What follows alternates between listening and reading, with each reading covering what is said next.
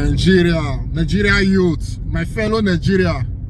See, this election now for everybody, not be for few. This will not be before everybody will just go relax to his house and say, man, my vote not count. Yeah, if you relax to his house, when you come meet you, it will be past you.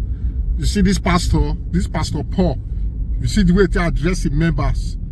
In fact, you guys need to watch this video and learn something from inside. You guys all need to watch this video and learn something from inside. It's very important you watch this video. Also share the video. Also comment. It's very important you watch this video. Honestly, if you want your brain to reset and work very well, you need to listen to this man. You need to watch this video. What this man just talk about. Just watch it. I don't need to talk too much. You understand?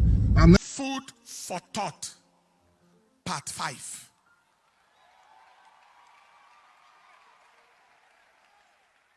There are people wondering why the church or church leaders should be bothered about governance or politics. That is very absurd, very ridiculous. It is as ridiculous as asking why a person should be interested in the sanity of the pilot that is to fly him in an aircraft. Or why a person should be concerned about the expertise of the surgeon that is to perform a major operation on him. Or why a person should be worried about the health and hygienic status of the caterer that serves him food. Please understand this. Anyone who is not concerned about those things that concern his existence is a concern himself.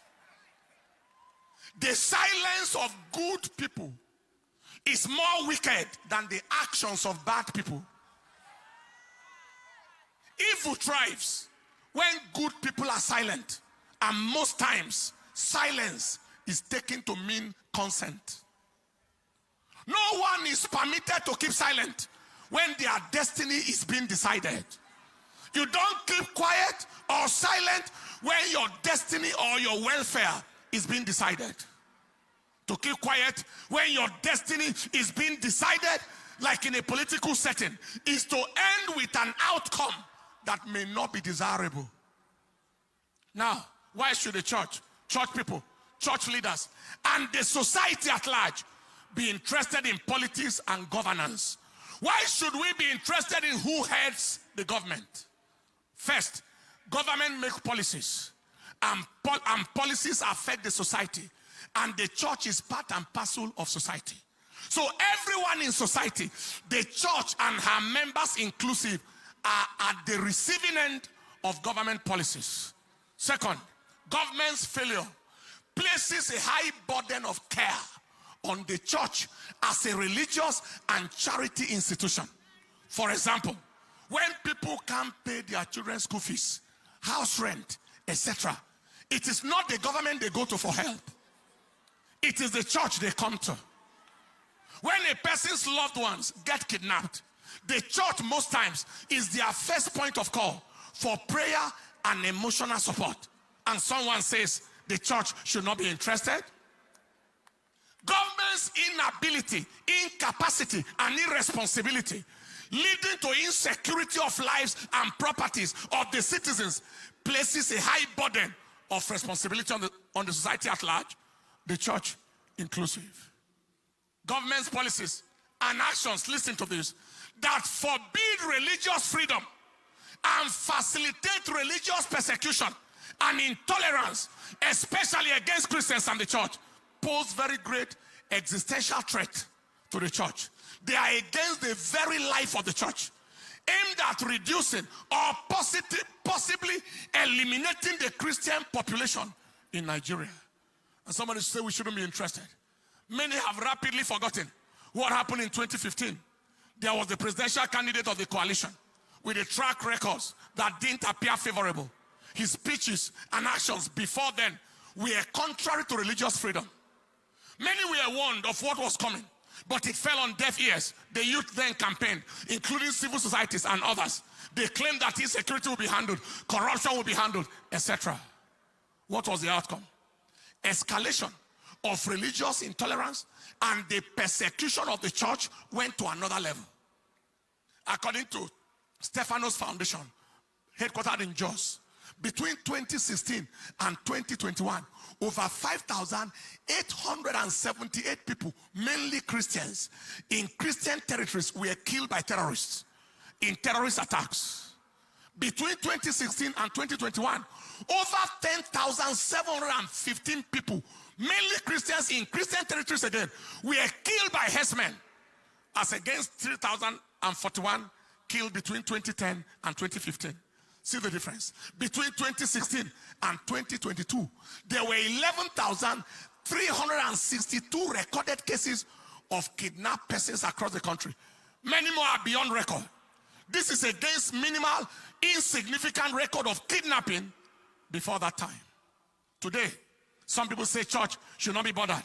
When out of the 3 frontline presidential candidates, 2 of them are likely to further anti-church, anti-Christian, and in fact, anti-society agenda. One of the candidates is of the same ethnicity, religion, and region as the current leader, under whose watch the nation has experienced such level of unbelievable insecurity, mostly against the church and generally against all. The repetition of the same disaster is not hard to imagine, especially as this same candidate has not condemned any killing once by his people. He has not condemned it once. He has not visited anywhere once to condole with any people. He steps into power, he continues from where it has stopped.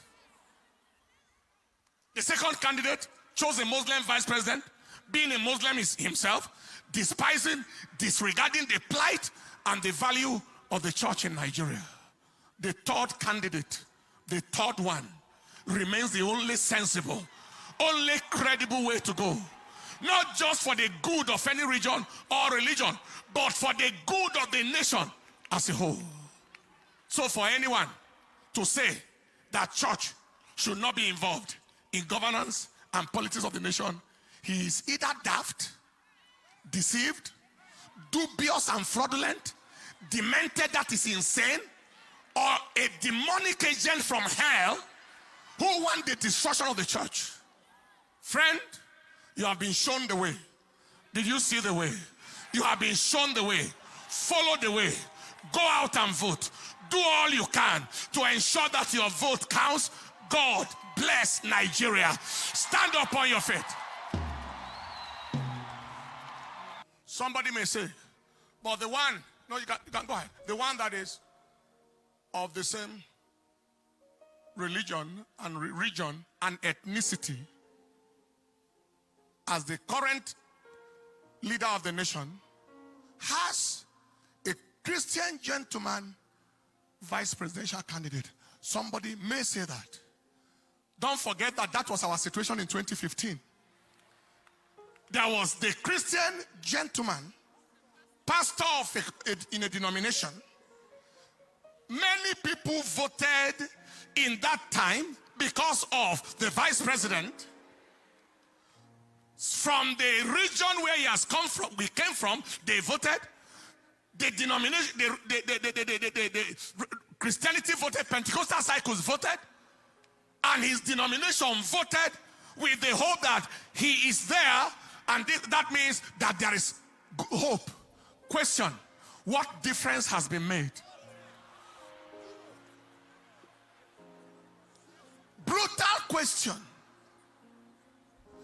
To what extent was he able to stop insecurity, to stop the massive killings, the massive persecutions, and the massive anti-religious agenda against Christianity?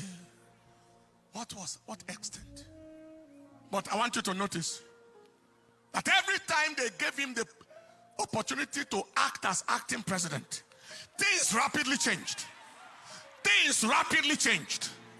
But to what extent was he given that opportunity? So don't let anybody deceive you. That so let us vote because of this and that and that. Let nobody deceive you. Open your eyes. We shall not let history repeat in our nation. We shall not let history repeat in Nigeria. Wasn't that vice president, the current one, wasn't he good enough to come out as presidential candidate? Why was he denied? Why didn't it happen?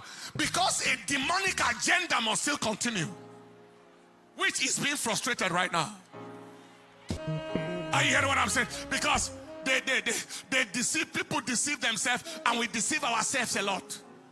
All you need to do to face the future is to think about the past. What has happened before, it gives an idea of what is likely to happen before. Don't let anybody deceive you. The frontline people, the arrowheads, are the people to consider right now in terms of who gets up there. I believe you have heard. Help me tell people, have you heard?